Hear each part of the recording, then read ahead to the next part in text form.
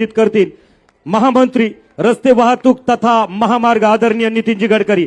जोरदार टाळ्यांचा प्रतिसाद। भारत माता की। आजच्या या सभेला उपस्थित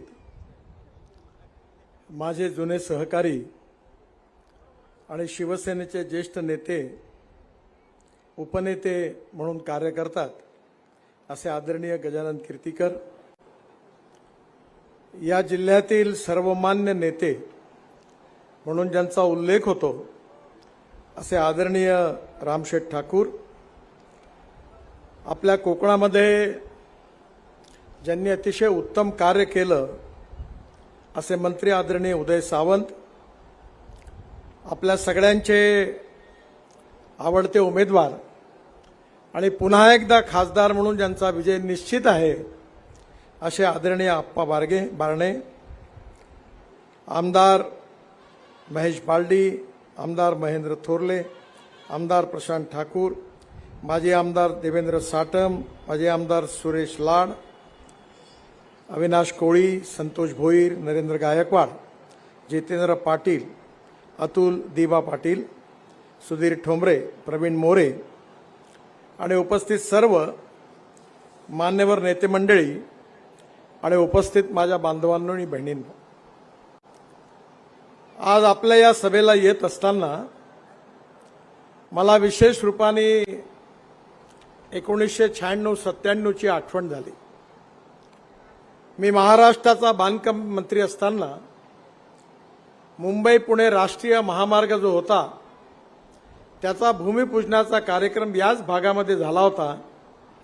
त्यावेळी शिवसेना प्रमुख बाळासाहेब ठाकरे यांच्या उपस्थितीमध्ये आणि पहिल्यांदी त्या कार्यक्रमाची आज मला आठवण येत होती। आपल्या महाराष्ट्राच्या इतिहासामध्येच नाही तर देशाच्या इतिहासामध्ये हा पहिला द्रुतगती महामार्ग बनवण्याचं भाग्य मला प्राप्त झालं आणि हे भाग्य ज्यांच्यामुळे प्राप्त झालं त्या बाळासाहेब ठाकरे यांचं मला विशेष रूपाने स्मरण होतं। बाळासाहेबांचं माझ्यावर विशेष प्रेम होतं आणि सातत्याने ते प्रेम त्यांनी व्यक्त केलं।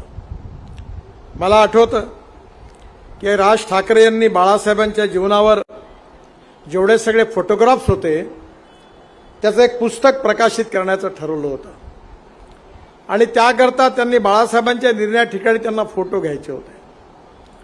त्यावेळी आमचं सरकार गेलं होतं। एक दिवस मला राज ठाकरेंचा फोन आला की वरळी बांद्रा सीलिंग प्रोजेक्ट जो तुम्ही बांधलाय त्याच्यावर बाळासाहेब आणि तुम्ही असा फोटो काढायचा आहे। त्यावेळी त्यांनी मला सांगितलं की बाळासाहेबांनी असं सांगितलं की या पुलावर तुला जर माझा फोटो काढायचा असेल तर एका कंडिशनवर, हा पूल बांधणारा नितीन माझ्याबरोबर असेल तरच मी फोटो काढीन, नाही तर नाही काढणार। बाळासाहेबांचं एक अलौकिक व्यक्तिमत्व होतं आणि म्हणून आज त्यांच्या स्मृतींना अभिवादन करून मी माझ्या भाषणाची सुरुवात करतोय। आपल्या या भागामध्ये गेल्या 10 वर्षामध्ये जवळपास 2 लाख कोटी रुपयापेक्षा जास्त कामं झालेली आहे। मी शिपिंग मंत्री होतो तेव्हा या भागातल्या तरुण मुलांना रोजगार निर्माण व्हावा म्हणून JNPT करता सागरमाला प्रकल्पातून जवळपास 2 लाख कोटी रुपयाचे प्रकल्प निश्चित केले आणि त्यातले अनेक प्रकल्प आज पूर्ण झाले। स्पेशल इकॉनॉमिक झोनमध्ये आपल्या भागातल्या तरुण मुलाच्या हाताला काम मिळालं पाहिजे, इथल्या भूमिपुत्रांना काम मिळालं पाहिजे, हीच तळमळ आणि अस्वस्थता या कामामागे होती आणि मला अतिशय आनंद आहे की आज मोठ्या प्रमाणावर JNPTचा विकास झालेला आहे। पुन्हा रेल्वेची डबल लाईन येते आहे। केवळ एवढंच नाही तर दिल्लीपासून मुंबईपर्यंत JNPT पर्यंत येणारा 1 लाख कोटी रुपयाचा द्रुतगती महामार्ग देखील यावर्षी डिसेंबरपर्यंत पूर्ण करण्याचा आमचा निर्धार आहे।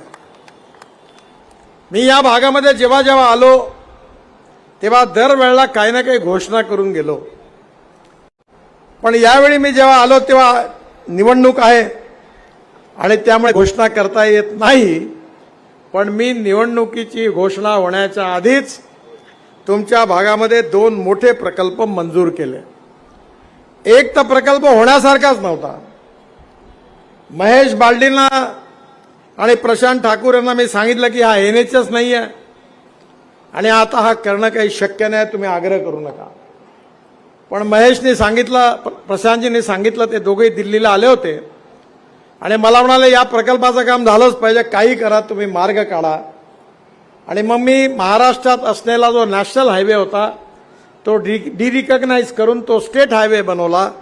आणि त्यानंतर हा जो पागोटे जंक्शन ते चौक हा जो जंक्शन आहे ग्रीनफील्ड मार्गाचा, हा 4,500 कोटी रुपयाचा रोड मंजूर केलेला आहे. त्याचं टेंडर निघालेलं आहे आणि येत्या 1-1.5 वर्षात हे काम पूर्ण होईल असा मी तुम्हाला विश्वास देतो.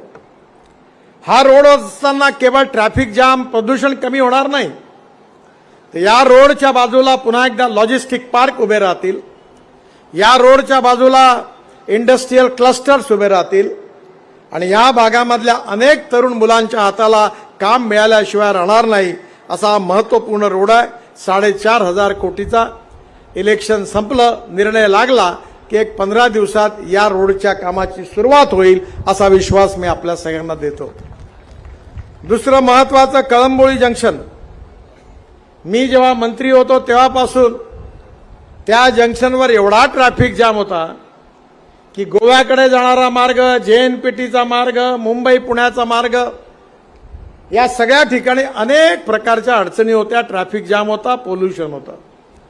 आणि म्हणून या जंक्शनचं डिझाईन खूप सुंदर केलेलं आहे. एक पूल, त्या एकाच पिलरवर दुसरा पूल, त्याच्यावर तिसरा पूल, त्याच्यावर चौथा पूल आणि जवळपास 1,600 कोटी रुपये खर्च करून हे जे कळंबोली जंक्शन आहे हे जागतिक दर्जाचं बनवण्याचे काम मंजूर करून ठेवलेलं आहे आणि याचेही काम निवडणुकीच्या नंतर लगेच सुरू होईल असा मी आपल्या सगळ्यांना विश्वास देतो. म्हणजे आजही मी आलो आणि आचारसंहिता जरी असली तरी मंजूर झालेल्या कामं सांगून मी माझा जो रेकॉर्ड होता गेल्या 10 वर्षात की दरवेळेला येऊन मी घोषणा करूनच गेलो आणि ते कामं सगळी पूर्ण करण्याचं समाधान पण मला मिळालं. आज आप्पा या ठिकाणी उभे आहेत. अनेक वेळा या भागातल्या मतदारसंघातल्या कामाकरता त्यांनी सातत्याने पाठपुरावा केलेला आहे आणि हा परिसर बदललेला आहे. या भागामधली गरिबी, भूकमरी, बेरोजगारी आता दूर होताना दिसत आहे. तरुण मुलाच्या हाताला काम मिळालेलं आहे. पण याचं श्रेय आप्पांनाही नाही, मलाही नाही आणि मोदींनाही नाही. हे जे काही काम झालेलं आहे या कामाचं खऱ्या अर्थाने श्रेय कोणाला असेल तर माझ्यासमोर बसलेल्या या पनवेलच्या, या कर्जतच्या जनतेला आहे. कारण तुम्ही जर आप्पांना निवडून दिलं नसतं, मोदीजी निवडून आले नसते, मी निवडून आलो नसतो आणि आमचं सरकार आलं नसतं तर मी मंत्रीच झालो नसतो आणि मंत्रीच झालो नसतो तर हे काम करायची संधीच मला प्राप्त झाली नसती. ती आपल्या सगळ्यांच्यामुळे झाली. आज देश बदलतोय. आपल्याला 1947 साली स्वातंत्र्य मिळालं. 60 वर्ष काँग्रेस पक्षाने राज्य केलं आणि काँग्रेस पक्षाने हे राज्य करत असताना त्यांनी गरिबी हटावचा नारा दिला. पंडित जवाहरलाल नेहरू देशाचे प्रधानमंत्री होते, त्यांनी गरिबी हटावचा नारा दिला. मग इंदिरा गांधी आल्या, त्यांनी 20 कलमी 5 कलमी कार्यक्रमाच्या घोषणा केल्या, त्यांनी सांगितलं आम्ही गरिबी हटवू. मग राजीव गांधी आले, त्यांनी सांगितलं आम्ही गरिबी हटवू. मग सोनिया गांधी आल्या, त्यांनी सांगितलं आम्ही गरिबी हटवू. आणि आता राहुल गांधी पण तेच सांगतात आहेत की आम्ही गरिबी हटवू. 60 वर्ष सत्तेत संधी मिळाली, पण या 60 वर्षामध्ये कोणाची गरिबी हटली? शेतकऱ्याची गरिबी हटली, मजदुराची गरिबी हटली. आपण जर विचार केला तर या 60 वर्षामध्ये आपण आहोत तिथंच राहिलो. हा एक गोष्ट खरी आहे, जे काम झालं असेल ते मान्य केलं पाहिजे. काँग्रेसच्या काळामध्ये गरिबी हटली, पण ती फक्त काँग्रेसच्या कार्यकर्त्यांची, चेले चपाट्यांची आणि चमच्यांची गरिबी हटली, पण मात्र सामान्य जनतेची नाही हटली. आज मला आनंद आहे की आम्ही अशी आर्थिक व्यवस्था निर्माण करायला घेतली आहे ती गाव गरीब मजदूर शेतकऱ्याचं कल्याण होईल आणि तरुण मुलाच्या हाताला काम मिळेल.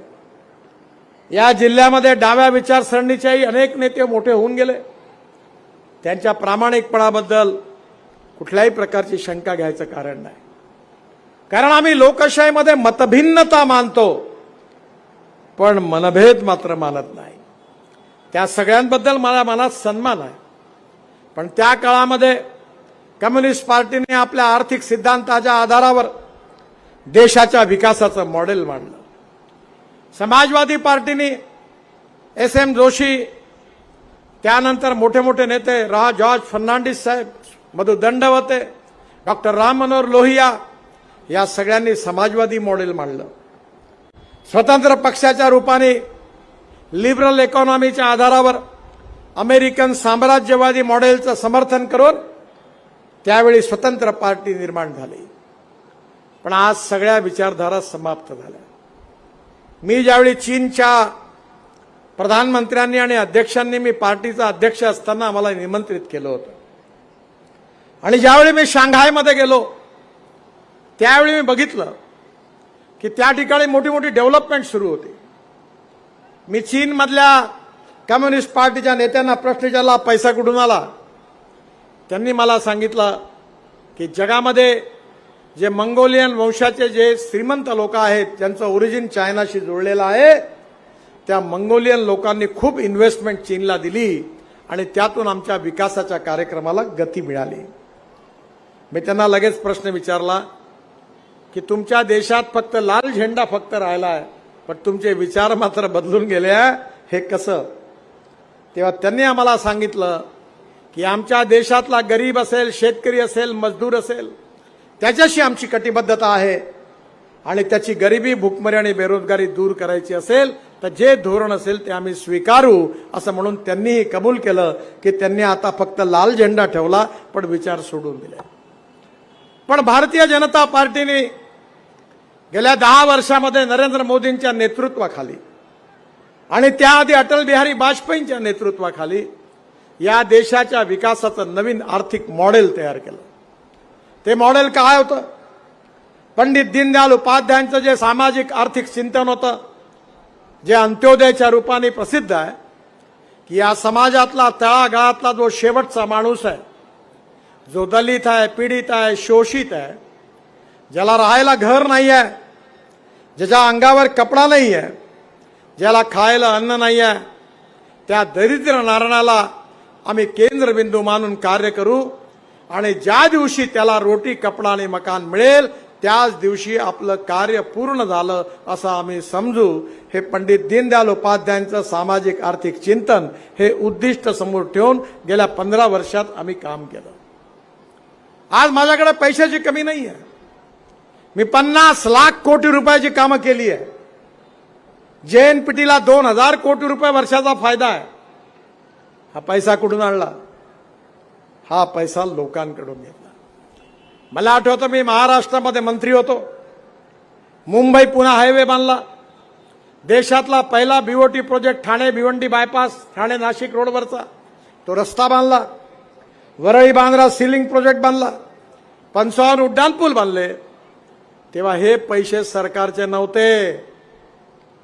मी त्यावेळी MSRDCची स्थापना केली, कॅपिटल मार्केटमध्ये गेलो, लोकांकडनं, बँकर्सकडनं पैसा आणला, 500 कोटी रुपयाचा बॉन्ड इश्यू सबस्क्राईब केला. आपल्याला आश्चर्य वाटेल, मला 1200 कोटी रुपये मिळाले. पुन्हा 600 कोटी, पुन्हा एकदा बॉन्ड इश्यू सबस्क्राईब केला, 1100 कोटी रुपये मिळाले. आणि त्या काळामध्ये तुम्हाला आठवत असेल की धीरूभाई अंबानींनी आणि रिलायन्सनी मुंबई पुणे हायवेचं 3600 कोटी रुपयाचं टेंडर, लोवेस्ट टेंडर आलं होतं 4 लोकांमधून. मी त्यांना नियमाप्रमाणे द्यायला पाहिजे होतं, पण त्यावेळी मी धीरूभाईंना विनंती केली की तुम्ही 3600 कोटीच्या ऐवजी 1800 कोटीत कराल तर मी तुम्हाला काम देईन. आणि त्यानंतर बऱ्याच गोष्टी घडल्या आणि शेवटी ते टेंडर रिजेक्ट झालं. मग MSRDCची स्थापना झाली.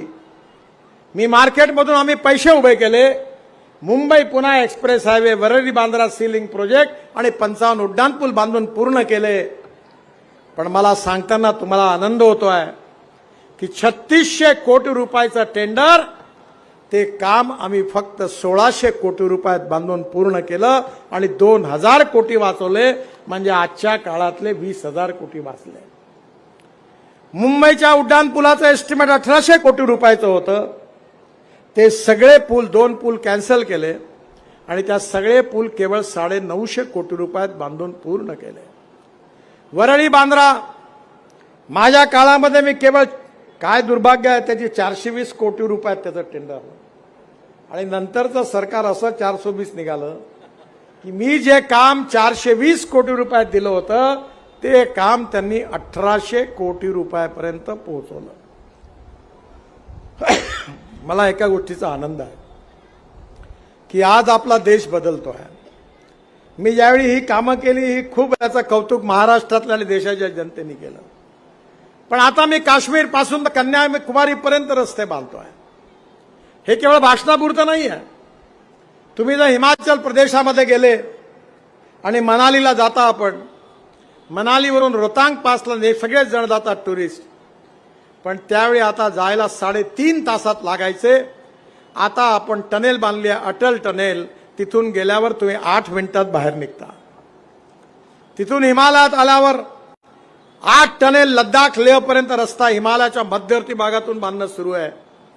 8 टनेल आम्ही बांधतोय. तिथून लद्दाख लेहला आलं की तिथून निघालो की आशियातली सगळ्यात मोठी 11.60 किलोमीटरची 11.60 किलोमीटरची जोजिला टनेलचं काम 80% पूर्ण झालं. कारगिलच्या खाली जिथे युद्ध झालं होतं तिथून निघालो की एक झेडमोर टनेल बांधली. तिथून श्रीनगरला आलो तर श्रीनगर ते जम्मू याच्यामध्ये 18 टनेल बांधल्या. आता सगळा रस्ता चांगला झाला आणि कटऱ्याजवळ कटरा दिल्ली मुंबई एक्सप्रेस हायवे बांधला, कटरा मुंबई. आणि त्या हायवेने दिल्लीला आलं 6 तासात की तिथून आल्यानंतर डायरेक्ट दिल्लीवरून दिल्ली मुंबई हायवे हा JNPT पर्यंत येणारा. आणि या हायवेला लागलं की सुरत पर्यंत आलं की सुरतवरून नाशिक, नाशिकवरून अहमदनगर, अहमदनगरवरून सोलापूर, सोलापूरवरून कर्नूल आणि कर्नूलवरून कन्याकुमारी, चेन्नई, बेंगलोर, मंगलोर, हैदराबाद, त्रिवेंद्रम, कोचीन. आता तुम्हाला दक्षिणेत जायचं असेल उत्तरेतल्या माणसाला तर त्याला मुंबईत, पुण्यात किंवा कोल्हापूर आणि सोलापूरमध्ये येण्याची गरज नाही. या हायवेचा ट्रॅफिक अर्धा कमी होणार आहे, दिल्ली मुंबई पुणे हायवेचा. आणि आज त्या हायवेचं काम जोरात सुरू आहे. बांधवांना बहिणींना आपल्या देशाचा विकास करायचा असेल तर उत्तम इन्फ्रास्ट्रक्चर पाहिजे. इन्फ्रास्ट्रक्चर उभा करण्याकरता सरकारजवळ तेवढे पैसे नाही आहे. म्हणून जे धोरण आम्ही स्वीकारलं की water, power, transport and communication या 4 गोष्टी जिथे येतात तिथे उद्योग येतात आणि जिथे उद्योग येतात तिथे रोजगार येतो आणि जिथे रोजगार येतो तिथे गरिबी दूर होते. मी JNPT मध्ये स्पेशल इकॉनॉमिक झोन, मला आता जागा विकणं सुरू आहे. मोठ्या मोठ्या इंडस्ट्री येणार आहेत, काही आल्या आहेत आणि मला विश्वास आहे की या उरण, पनवेल, चौक भागातल्या 10,000पेक्षा जास्त तरुण मुलाच्या हाताला काम मिळणार आहे. आणि मी नियम करून ठेवलेला आहे की 80% रोजगार या भागातल्या स्थानिक भूमिपुत्रांनाच मिळाला पाहिजे. हाही पण निर्णय केलेला आहे. आज देश बदलतो आहे, देशाची परिस्थिती बदलत आहे. आपल्या भागामध्ये मच्छीमार आहे. आपण मच्छीमारांकरता स्पेशल उरणला मोठं मार्केट बांधलं आणि आमच्या सरकारने या ब्ल्यू इकॉनॉमीला मजबूत करण्याकरता एक नवीन योजना तयार केली. आपल्या कोळी बांधवांच्या बोटी या फक्त 10 नॉटिकल मैलपर्यंत समुद्रात जातात. माझी उदय सामंत साहेबांना विनंती आहे की मी कोचीनच्या शिपयार्डमध्ये 1.25 कोटीचं ट्रेलर तयार केलं, ट्रॉलर. आणि त्या ट्रॉलरमध्ये बर्फाच्या कारखान्यापासून सगळं काही आहे. आणि आता श्रीलंकेतल्या मच्छीमारांना ते ट्रॉलर दिले. आपण जशा फॉर्मर प्रोड्यूस कंपन्या केल्या तसा आपण जर कोळी बांधवांच्या फिश प्रोड्यूस कंपन्या तयार केल्या, 10-10, 20-20, 25-25 म्हणून एकेकाला जर ट्रॉलर दिलं आणि आता 10 नॉटिकल माईलच्या ऐवजी ते जर 100 नॉटिकल माईल समुद्रात आतमध्ये गेले तर आपलं मत्स्य उत्पादन कमीत कमी 8 ते 10 पटीने वाढेल आणि आपला कोळी बांधव डॉलरमध्ये इन्कम मिळवून श्रीमंत झाल्याशिवाय राहणार नाही. ती योजना मी आणली. माझी विनंती आहे की महाराष्ट्रामध्ये पण या योजनेत थोडं लक्ष घालून तुम्ही जर केलं तर कोकणाची इकॉनॉमी बदलून जाईल. पर्यटनाचा विकास झाला पाहिजे. मला माहिती आहे की मुंबईपासून गोव्याच्या मार्गावर अनेक अडचणी आल्या. ज्यावेळी महाराष्ट्रामध्ये काँग्रेस राष्ट्रवादीचं सरकार होतं तेव्हा भुजबळ साहेब बांधकाम मंत्री होते, त्यांनी काम सुरू केलं. मी कोणावर टीका टिप्पणी करणार नाही. कामात अनेक अडचणी आल्या. मलाही वाईट वाटतं की एवढं सगळे कामं होत असताना हे काम अडकलं. पण आज मी तुम्हाला विश्वास देतो की यावर्षी पाऊस पडायच्या आत 95% रोड पूर्ण होऊन जाईल आणि पुढच्या 3 महिन्यात 100% पूर्ण होईल. आपल्याला आता त्रास होणार नाही याचा विश्वास पण मी आपल्या सगळ्यांना देतो. मला विश्वास आहे की मोदीजींच्या नेतृत्वाखाली शेतकरी, शेतमजूर, आपल्या इथले गरीब लोक, आदिवासी, दलित, पीडित, शोषित जनता यांचा विकास करण्याचा आपण प्रयत्न केला. याचं कारण काय? आज विकास का करू शकतो? कारण आज महाराष्ट्राच्या विकासाला डबल इंजिन लागलेलं आहे. एकीकडे मोदींचं इंजिन आहे, दुसरीकडे शिंदे साहेबांचं इंजिन आहे आणि डबल इंजिनमुळे महाराष्ट्राच्या राजधानी एक्सप्रेसचा वेग हा 3 पट वाढलेला आहे विकासाचा आणि म्हणून हा सगळा विकास तुम्हाला पाहायला मिळतो. माझ्या बांधवांनो, बहिणींनो, महाराष्ट्र ही संतांची भूमी आहे. तुकाराम महाराज असतील, ज्ञानेश्वर महाराज असतील, तुकडोजी महाराज असतील, गजानन महाराज असतील, गाडगे महाराज असतील, या सगळ्यांनी महाराष्ट्राला एक सांस्कृतिक इतिहास दिलेला आणि तो इतिहास ही महाराष्ट्राची ताकद आहे. आणि म्हणून 12,000 कोटी रुपयाचा पंढरपूर आणि देव आळंदी यांना जोडणारा पालखी मार्ग आम्ही जवळपास पूर्ण केलेला आहे. मी कालच पंढरपूर, कोल्हापूर, सांगली, सातारा जिल्ह्यातून इकडे आलो. जवळपास पूर्णत्वाच्या मार्गावर पोहोचला. तुळजापूर असेल, अक्कलकोट असेल, जेवढी जेवढी आपली श्रद्धेची स्थानं आहेत त्या प्रत्येक ठिकाणी मजबूत रस्त्यांनी जोडून या संतांचा विचार, या संतांची संस्कृती, या संतांची शिकवण आपण महाराष्ट्रामध्ये सातत्याने प्रस्थापित करण्याचा प्रयत्न केला. हा महाराष्ट्र छत्रपती शिवाजी महाराजांचा महाराष्ट्र आहे. यशवंत, कीर्तिवंत, वरदवंत, सामर्थ्यवंत, जाणता राजा, निश्चयाचा महामेरू, बहुत जनासी आधारू, अखंड स्थितीचा निर्धारू, श्रीमंत योगी असं ज्यांचं वर्णन केलेलं आहे ते छत्रपती शिवाजी महाराजांचं दैवत आहे. शिवाजी महाराजांचं जीवन, त्यांचं कर्तृत्व, त्यांचं कार्य, एक आदर्श पिता, एक आदर्श पती, आदर्श राजा, आदर्श शासक, प्रत्येक क्षेत्रामध्ये छत्रपती शिवाजी महाराज आमच्याकरता आदर्श आहे.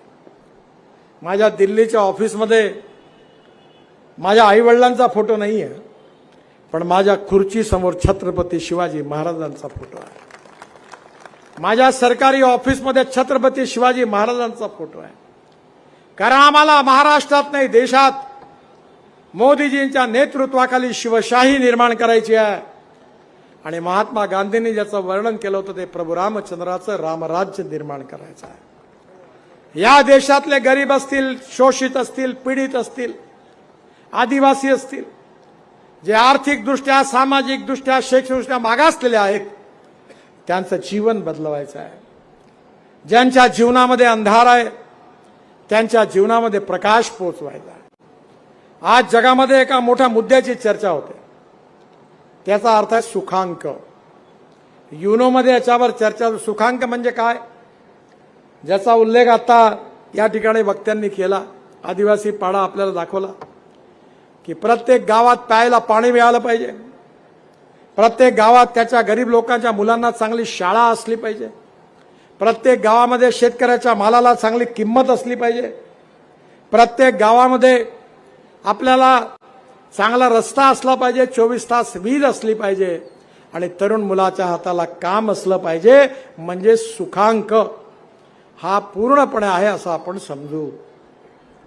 आज आमची धोरणं तीच आहेत की गावात रस्ता झाला पाहिजे, मी जेव्हा महाराष्ट्रामध्ये विरोधी पक्षाचा नेता होतो तेव्हा अटल बिहारी वाजपेयींनी मला बोलावलं आणि त्यांनी मला सांगितलं, नितीन, आता तू शहरात पुष्कळ काम केलं, खेड्याला जोडणारा रस्ता तयार कर.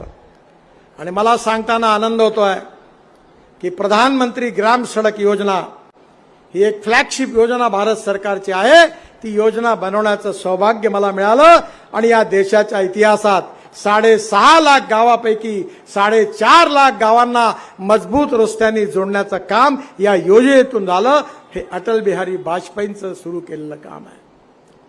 माझ्या बांधवांना बहिणींना 24 तास पाणी उपलब्ध झालं पाहिजे, गावात चांगली शाळा असली पाहिजे, चांगलं शिक्षण मिळालं पाहिजे, गावात चांगला दवाखाना असला पाहिजे. हा जो डोमेस्टिक हॅपी ह्युमन इंडेक्स आहे हा कसा वाढेल, जनतेचं जीवन सुसह्य कसं होईल, गरीब माणसाला सन्मानाने कसं जगता येईल, या भावनेने हे सगळं काम आम्ही सुरू केलेलं आहे. आणि मला आनंद आहे की या 10 वर्षात तुम्ही जे बघितलं ये तो केवल ट्रेलर है, असली फिल्म शुरू होना अभी भी बाकी है. जर तुमचे आशीर्वाद आप्पांना मिळाले, मोदींचं पुन्हा एकदा सरकार आलं, एनडीएचं सरकार आलं, तर तुमच्या आशा, अपेक्षा, आकांक्षा, तुमचे सगळे स्वप्न आम्ही पूर्ण केल्याशिवाय राहणार नाही.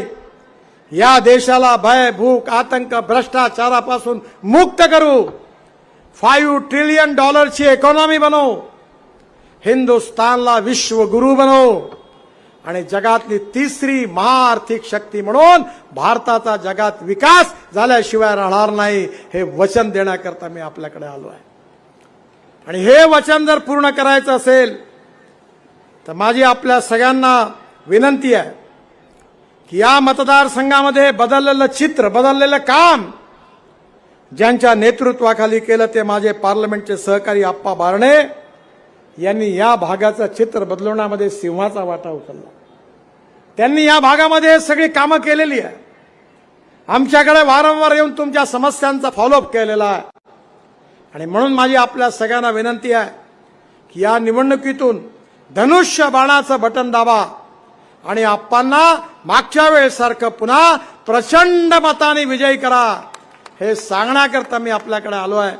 आपण त्यांना विजयी कराल असा विश्वास बाळगतो आणि पुन्हा एकदा आपल्या सगळ्यांना धन्यवाद देतो. माझ्याबरोबर जोरात म्हणा, भारत माता की जय, भारत माता की जय, भारत माता की जय. नमस्कार. रस्ता हा विकासाचा महत्वाचा घटक आहे आणि राष्ट्राचं अगदी महामार्ग रस्ते वाहतूक मंत्री आदरणीय नितीनजी गडकरी साहेबांच्या मनोगतानंतर इथं काही निवडक आदरणीय अनंत हरिभाऊ पाटील, हरिभक्त परायण, तुकाराम महाराज या पुरस्काराने पुरस्कृत असणारे कसलखंडचे माजी सरपंच यांना विनंती असेल, चला या. माननीय प्रफुल्लजी मते, सदस्य ग्रामपंचायत कसलखंड, या दोघांचा पक्ष प्रवेश आहे. कैक वर्ष उद्धव बाळासाहेब ठाकरे या पनवेलच्या संपर्क प्रमुखाचं नेतृत्व करणारे एक हरिभक्त परायण तुकाराम महाराज यांच्या त्या तुकाराम महाराज पुरस्काराने पुरस्कृत असणारे सन्माननीय अनंत हरिभाऊ पाटील. तदनंतर प्रफुल्ल मते यांना विनंती असेल की प्लीज आपण या ठिकाणी आपला पक्षप्रवेश आणि त्या पक्षप्रवेशासाठी यायचं आहे. भारत माता की. तदनंतर चौक विभागाच्या माध्यमानं त्याचबरोबर या कार्यक्रमातील रायगड जिल्हा रिपब्लिकन पार्टी ऑफ इंडिया सन्माननीय गायकवाड साहेबांच्या पवित्र शुभ हस्ते त्यांना, त्याचबरोबर महेंद्रजी थोरवे, जगप्रसिद्ध आणि भारतात सर्वात मोठी असणारी मूर्ती प्रतिपंढरी म्हणून पंढरपुरात आल्याचा अनुभव कर्जतमध्ये आल्यानंतर त्या नाक्यावरती मिळेल, त्याच मूर्तीची प्रतिकृती महेंद्र थोरवे साहेबांच्या पवित्र शुभ हस्ते नितीनजी गडकरी साहेबांना दिली जातो आहे. तदनंतर चौक विभागाच्या माध्यमानं एक, त्याचबरोबर चला लगेचच चौक विभागाच्या माध्यमानं त्यांचा एक पुष्पमालिका देऊन आदरपूर्वक सन्मान. खरं तर आभारांचे भार कशाला.